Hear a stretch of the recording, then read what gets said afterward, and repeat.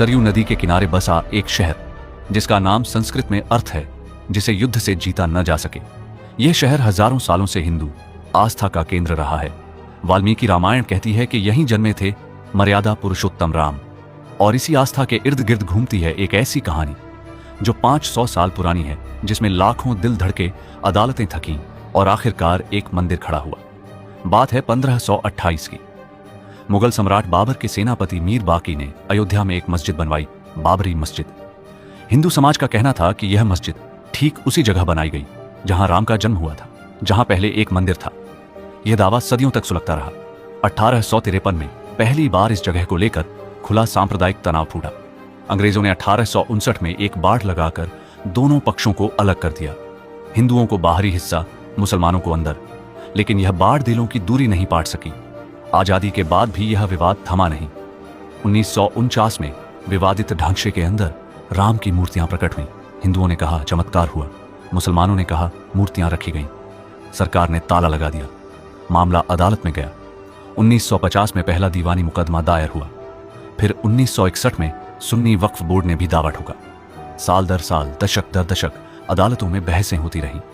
1986 में फैजाबाद की एक अदालत ने हिंदुओं के लिए ताला खुलवाया। देश में लहर दौड़ी।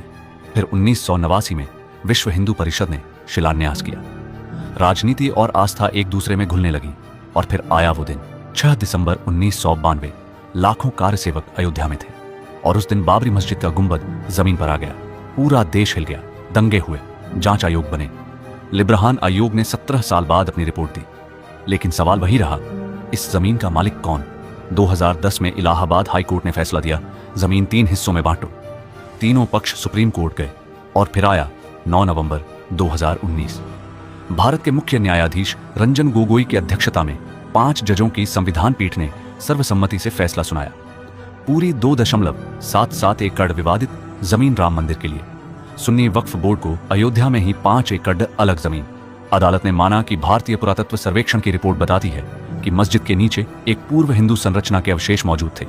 फरवरी 2020 में श्री राम जन्मभूमि तीर्थ क्षेत्र ट्रस्ट बना।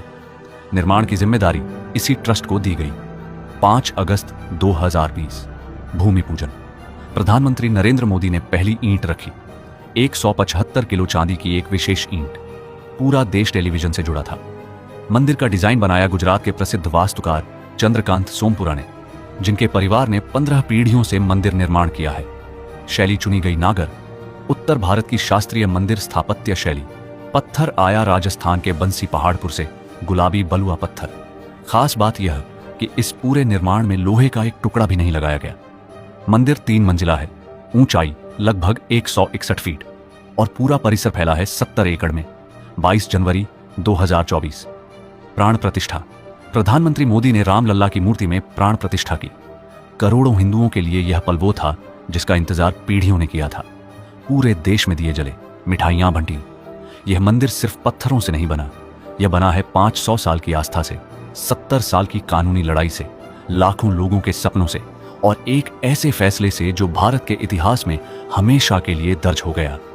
अयोध्या आज वही है, सरयू के किनारे, लेकिन उसका आसमान बदल गया है।